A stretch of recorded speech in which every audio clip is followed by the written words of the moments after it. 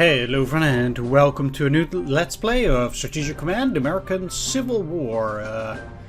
New Strategic Command game that just recently came out, so I'm excited to play it here. We'll be starting from the 1861 campaign, I guess from the start, earliest one, blue and gray. And I'm not sure, I guess... With some of them we start as the Union, with other ones we can only start as the Confederates, apparently. Anyway, turn length is seasonal, so I guess it changes, just like the previous Strategic Command games. Turns alternate, normalized, no, I don't know what that means, normalized. None of these games are normalized, so that's a bit weird. It's April the 12th, 1861. Till December the 30th, 1865. The first shots at the Civil War are fired at Fort Sumter. Can the Union be preserved, or is the house divided, doomed to fall? For a Union major victory, Confederacy has surrendered, or their fighting spirit is below 10. Confederate major victory, Union has surrendered, or their fighting spirit is below 10. Otherwise, victories determined based on territory controlled on December 30th, 1865. So for a Union minor victory, Washington, D.C., and any three of Richmond, Charleston, Atlanta, Montgomery, and New Orleans. And the Confederates have to hold Richmond, Charleston, Atlanta, Montgomery, and New Orleans. Any three. Let's get started. Bam. I guess indeed we cannot choose the Union. We'll be playing as Confederates.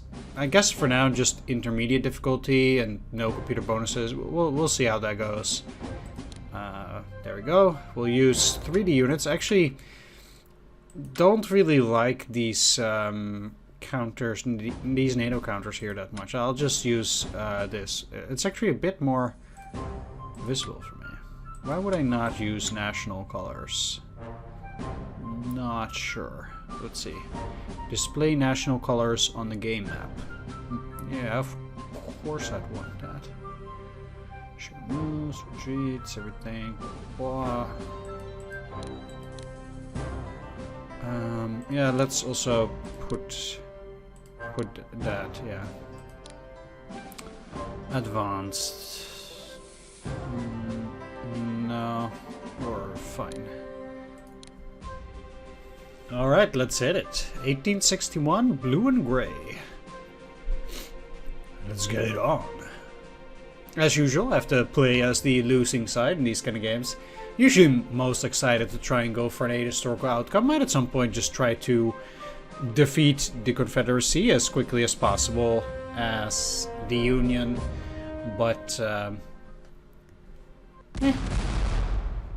anyway, the Confederates bombard Fort Sumter. Fair enough. Welcome, Mr. President, to the American Civil War. At present, many of the border states have not yet joined the war. Virginia, Arkansas, Tennessee, and North Carolina are certain to join the Confederacy in the coming terms, while Maryland will join the Union. The situations in Missouri and Kentucky are less certain and can be influenced by diplomatic investment in events and invasion. Victory in this war will depend on your ability to maintain the public's fighting spirit, so it's important to hold as much ground as possible, especially locations marked FS objective. If this is your first time playing, we strongly recommend you read through the game's strategy guide. Here we have provided some tips and tricks to help you plan your campaigns, although we encourage you to try out your own strategies as well.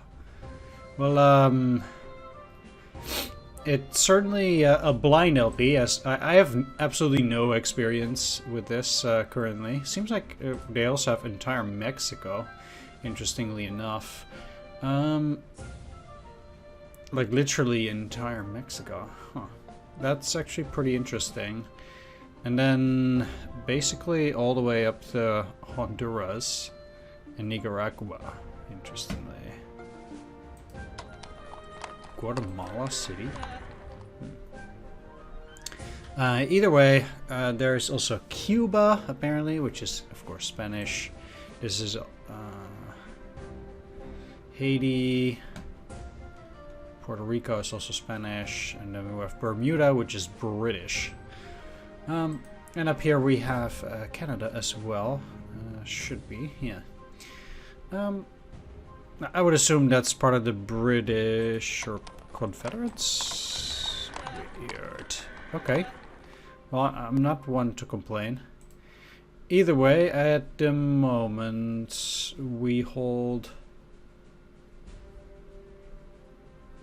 only South Carolina, I guess. Is there any way for us to show units? I have Fort Muddy defenses. They're in different places, okay.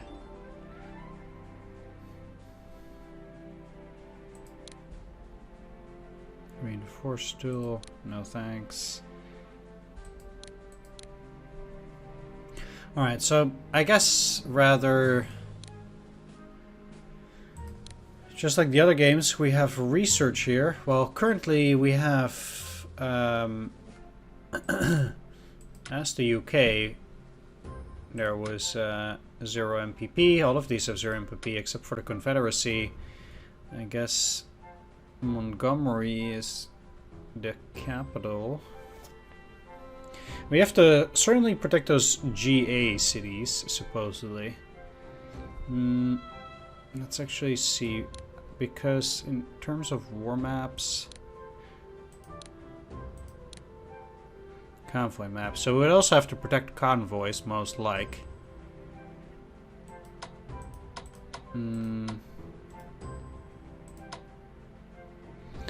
And apparently they're working with blockade runners, so that's also something that I'm gonna need to check out, the way that works. It's Fort Dickens. Not really something I'm happy about. Same with Key West and Fort Jefferson down there. That kind of sucks.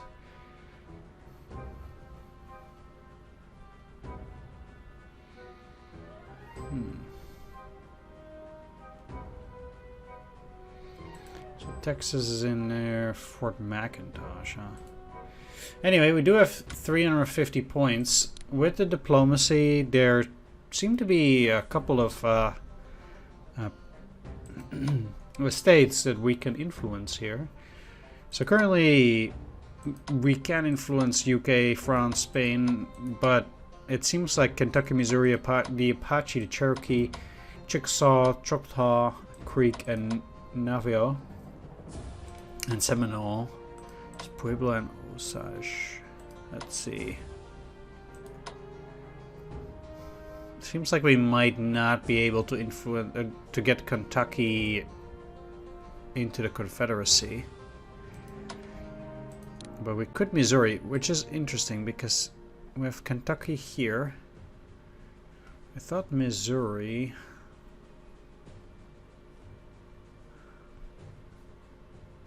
No. It's really a shame there's no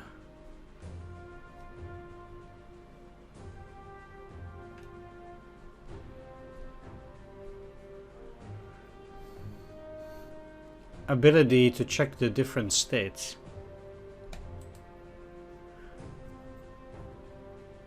Illinois and Iowa.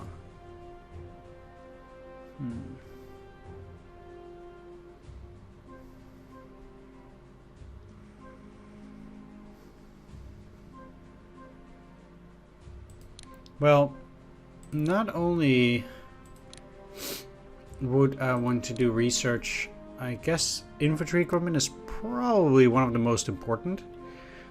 So I do want to start up research for that. 250 points. Can I still take that back? No. Okay, I won't then. Let's see. Experimental submarines. No. I guess soon I will have to go for industrial and production technology as well. Currently I'm already researching them a bit, but armored trains, ironclads, buoyancy tanks. Heavy mortars might be interesting too at some point. But at the moment, let's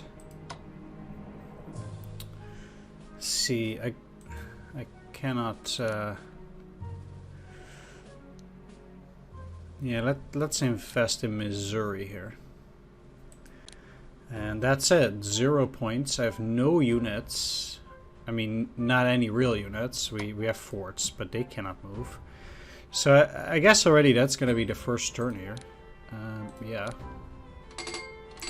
Despite European intervention being our best hope at winning the war, a minority of leaders believe we would be better off ordering the immediate sale of our cotton for gold, which we could then use to buy weapons. At current market prices, we would receive 1750 MPPs at 175 MPPs over 10 turns for our cotton.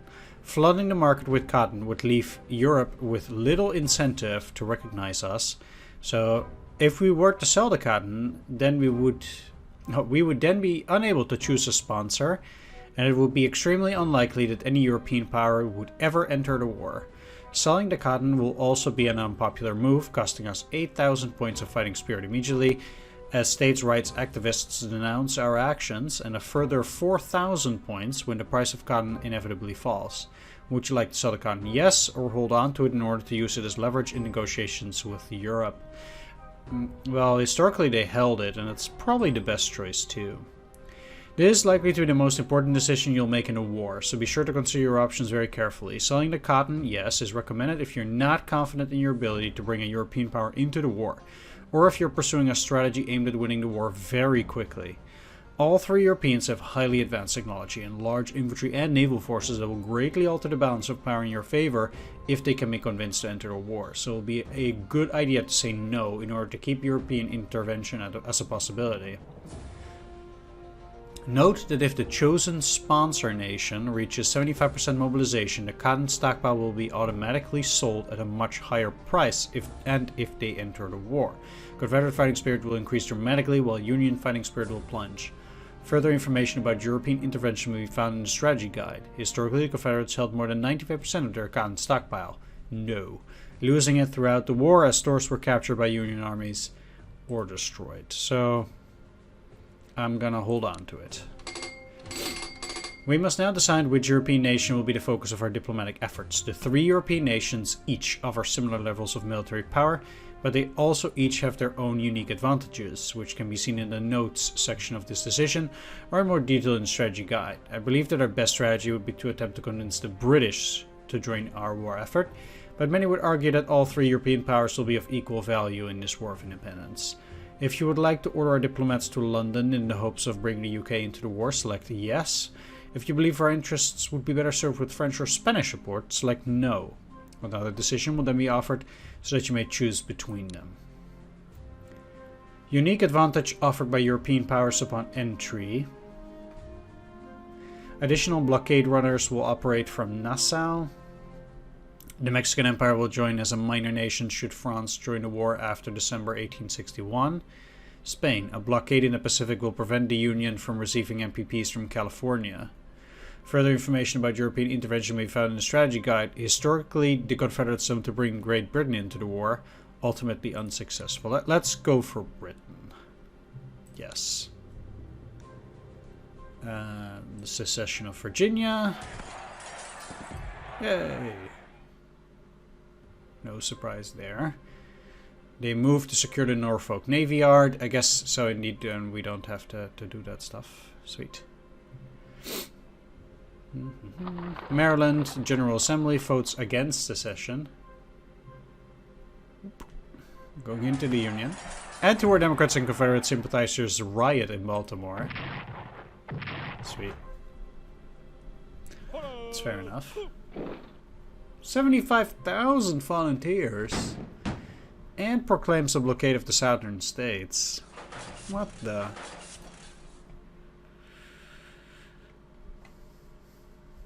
Yeah, that's rather unfortunate, but it's no surprise. Union forces seize the St. Louis arsenal and move into Missouri. Kentucky, concerned by the Union violation of Missouri's neutrality policy. Governor Jackson raises the pro-Confederate Missouri State Guard.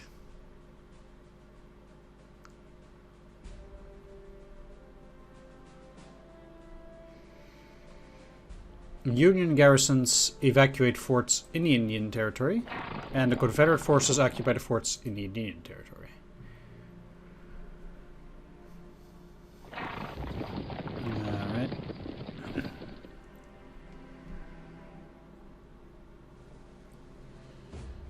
Whee! Hey, we do have stuff down here. Or at least now. Uh-oh.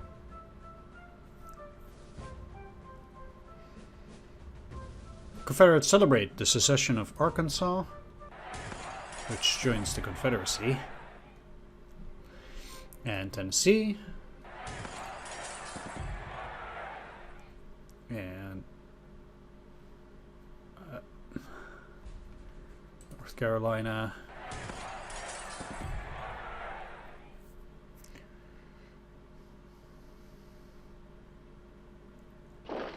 The Provisional Army of the Confederate States begins organizing. President Lincoln calls for Union volunteers to serve 3-year terms. And well, here we are. There's of course a lot happening at the start here. Mr. President, to avoid a federal blockade of our ports, we've begun importing 50 MPPs per turn worth of copper, gunpowder, and other essential raw materials from Mexico via an overland route into Texas. This trade will continue as long as you maintain control of Laredo, but will cease if Mexico enters the war against us. Virginia is unquestionably the most valuable state in the South, home to vast mineral resources and armaments production that will sustain our fight for independence. Now that it has joined the Confederacy, it is essential that we begin planning the defense of Virginia immediately. Our highest priority should be the defense of the city of Richmond and nearby Petersburg, which may be threatened by invasions both from the north out of Maryland and the east from Fort Monroe. You are also strongly advised to maintain an army in the Shenandoah Valley to the west. So that should be here. Although you should not seek to cross the Appalachians, as this will leave our troops exposed and difficult to supply. Appalachian? Do not attempt to cross the Potomac unless you're prepared to launch a full-scale invasion of the North. Such an action is sure to inspire thousands more volunteers to fight for our enemies. Okay, we can now get divisions, mountain divisions.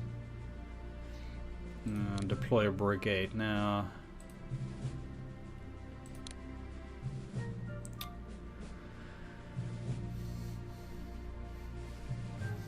The danger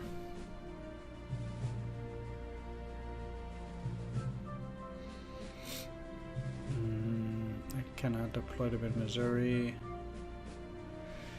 I guess to Richmond they'll go. Alright.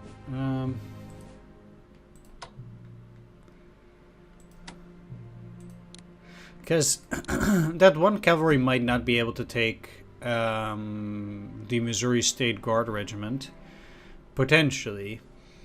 I mean, that's the only unit we have there currently, so it's not like super amazing. Can I... it zooms out quite a lot immediately, which is a bit unfortunate, I have to say. But I guess we'll have to make do. We can see everything on the map down there. If we go to war maps too, that will help.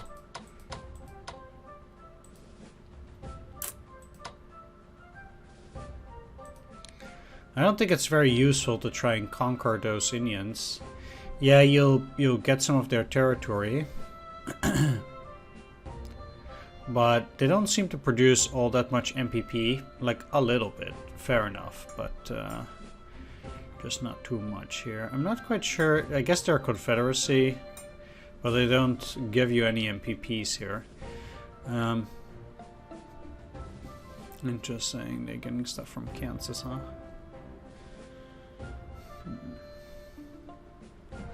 Okay, could we get New Mexico?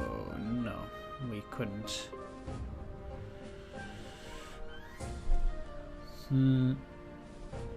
So, in that sense, I suppose putting that point in Missouri was rather useless, wasting 100. Either way, let's reinforce these guys to try to keep them holding out a bit longer.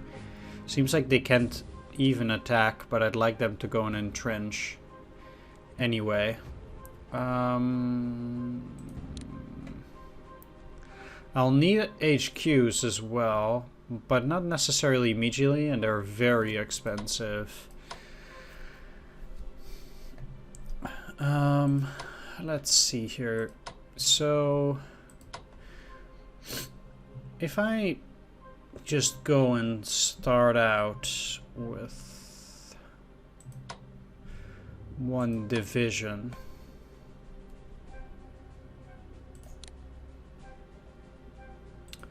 since they have quite better values. I'd like to build only divisions and then potentially brigades, since this game tends to be about destroying enemy units while keeping your own. So you'd rather have divisions as they have much more firepower. And then I have also enough to put industrial technology up to level 2 here. So I have higher chance at getting more industrial and or production technology, as that tends to be quite important too. Again, I'm not getting anything from either of those things, and I cannot deal with those forts. Blockade runners. So I would assume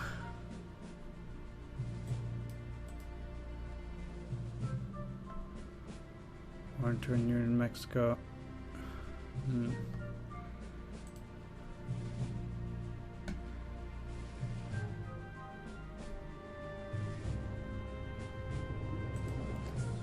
That's interesting. I'm gonna have to read up on what blockade runners do.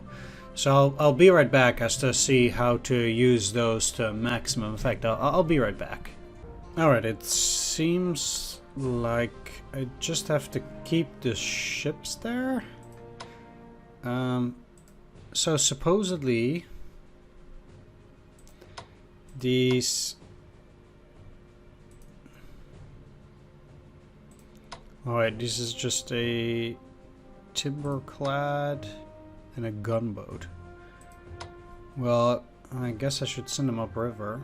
These are not blockade runners. That's kind of what I thought, but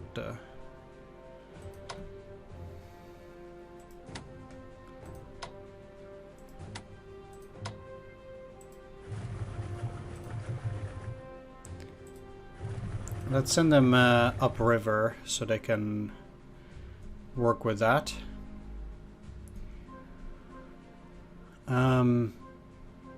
So basically what can happen is you have blockade runners which can spawn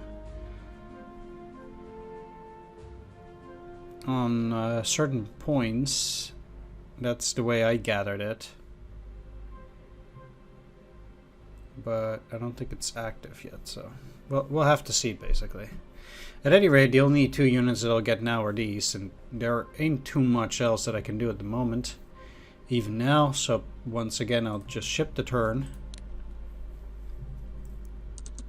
Great Britain extends belligerent status to the Confederacy in response to the blockade. Texas military is ready for service following the capture of Fort Washita. And the Virginian volunteers form new brigades at Richmond. Alright, sweet. That's at least some. Confederate Army of the Shenandoah begins organizing.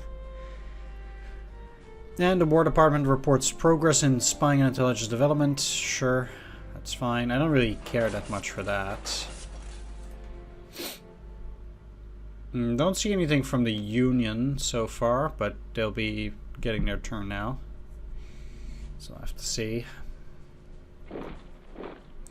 They're getting in further into Missouri. There's almost nothing I can do against that. They will take it. I mean, what can I do? And even down here, they're getting in there. Again, these are things that we just do not have any control over yet. Seems like they're also getting in through there. Have to be careful. Kentucky issues a declaration of neutrality. The Mexican bandit Juan Cortina launches an unsuccessful incursion into Confederate-held Texas. Too bad for them. There hasn't been anything we have been able to do yet against the Northerners, but well, the problem here, for example, is that they're going to get a unit out here, and for example, I need to start blocking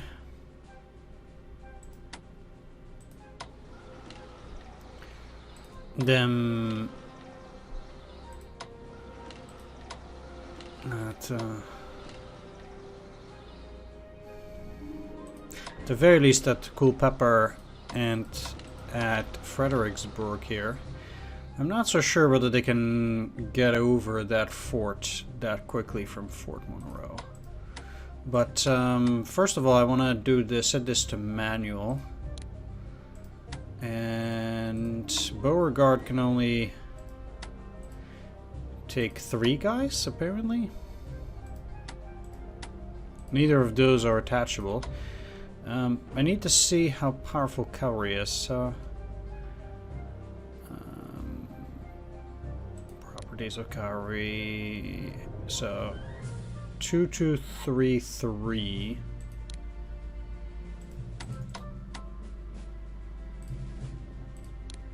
Right. 2233. So cavalry is more powerful. So I guess in that sense, Beauregard already has its work cut out for him. I prefer to stop them earlier, but that's probably not something that I can do. I'd send them over here, so at least I can stop them here and there. Maybe I can even stop them at the river. That's probably better. What river is that, by the way? Rappahannock.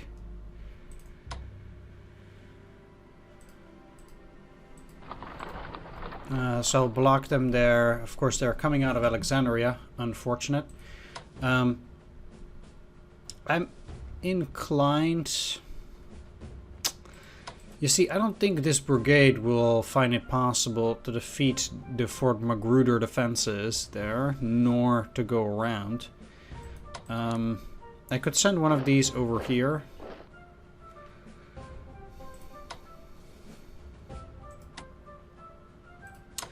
What I'll also do... Basically, I need to get these guys... Wait, can they strategic move? Real move. 40 PP. I don't like spending PP like that. The thing is...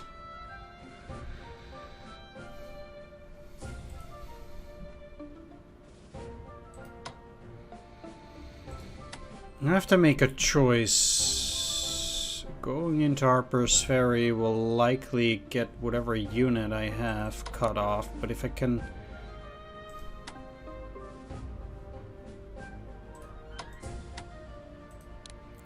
What if I do use this? Where can you go? No, that's not useful. So let's just send them up like this.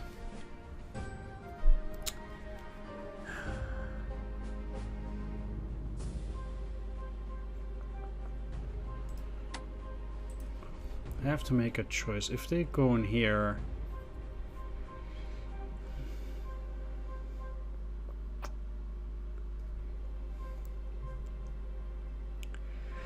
that's very tricky.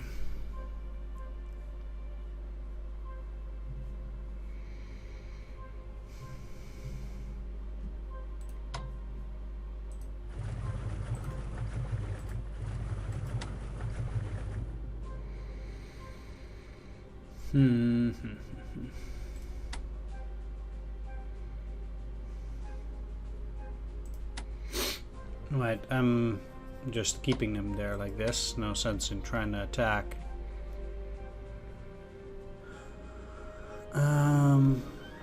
As long as Kentucky remains neutral, its income will be equally split between the Union and Confederacy, 18 points each. They probably won't remain neutral for long.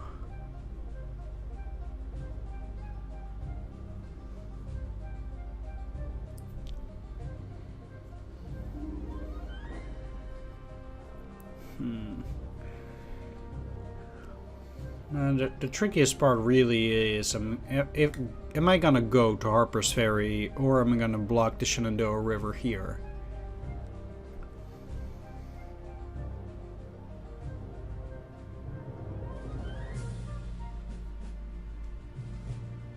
If they go in here, I might still be able to move back into Winchester. So let's go and hold Harper's Ferry.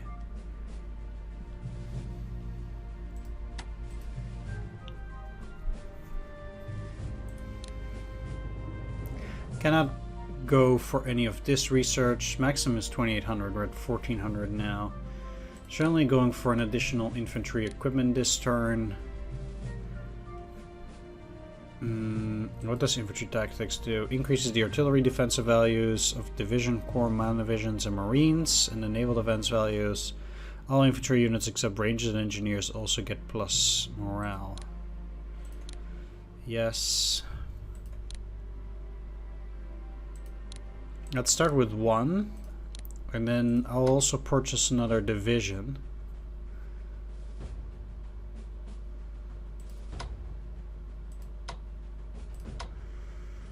I wonder what the difference is between regular and mountain divisions.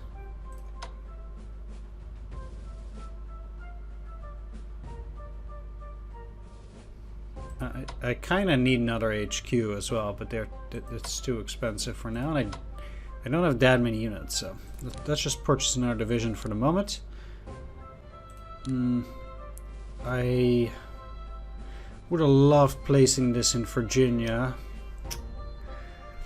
Nashville and Memphis are safe at the moment, so one might say I might not even need to deploy there yet. Let's get them in Richmond.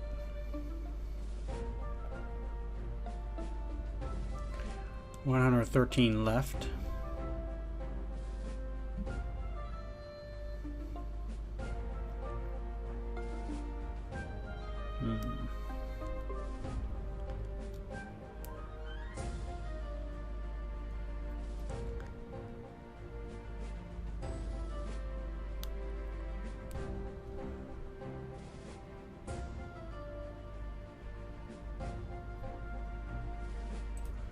Let's go for some diplomacy.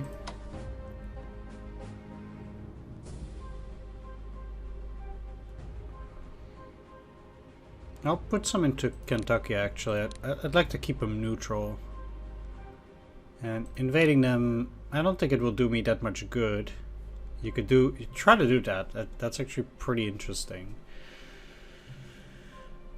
But I don't think it's going to help me that much, really.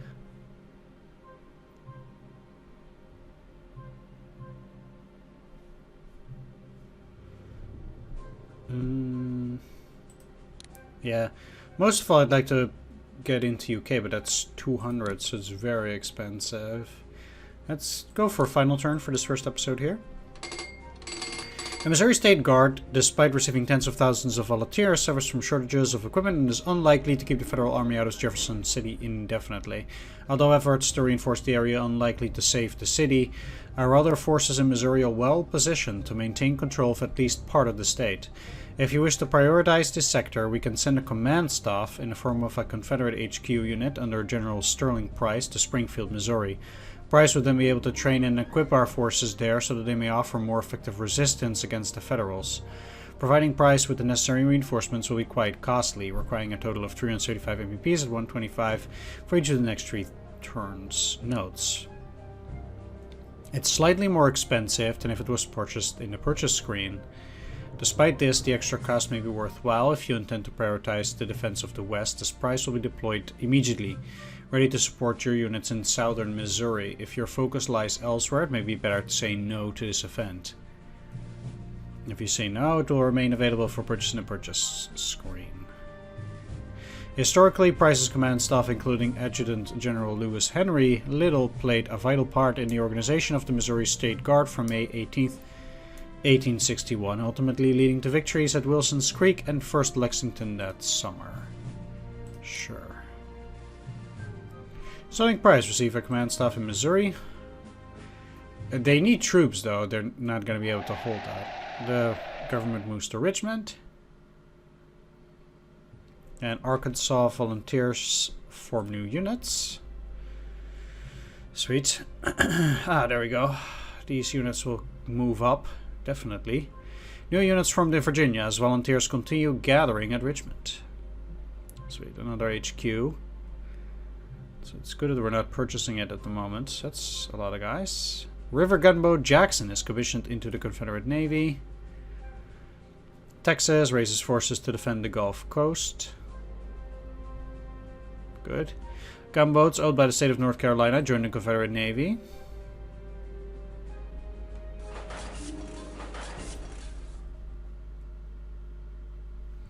That's only a lot more troops. Which is fine. I'm happy with more troops, although they're part of the weaker ones.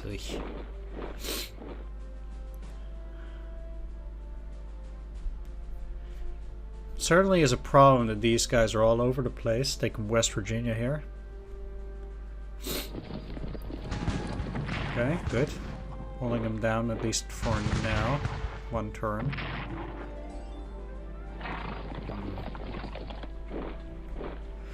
Also coming from there, that's certainly problematic.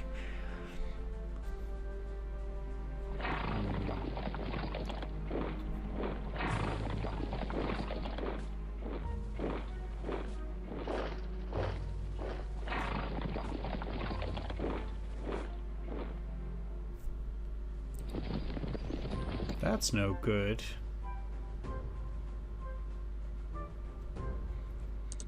Spain extends belligerent status to the Confederacy. That's good. That will give me a bit more MPP, I think.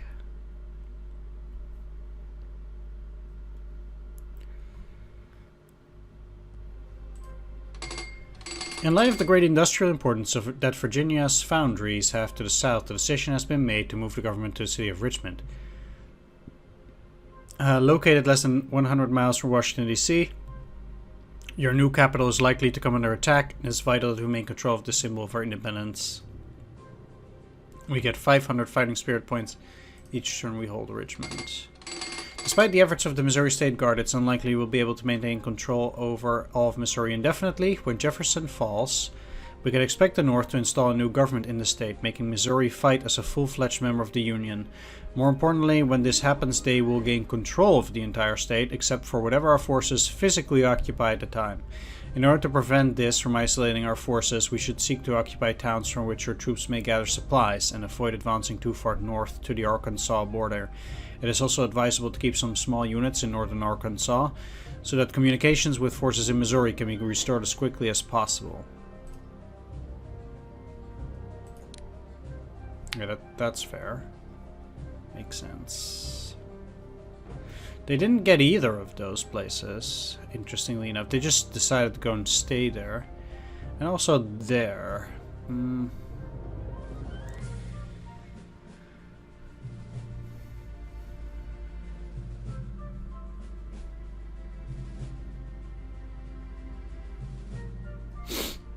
Well... Again, since Kentucky is still not in trouble, let's send these guys to Memphis. Alright. I'm gonna end the video here, so I wanna thank you for watching. Hope you enjoyed this first episode where we kind of started up the war so not that much has happened yet, but we'll get to it. This is Johnston. Alright. I do hope you enjoyed this first episode. If you did, please consider leaving a like, comment, or subscribe. And I'll see you on the next one. Take care, see you then. Bye-bye.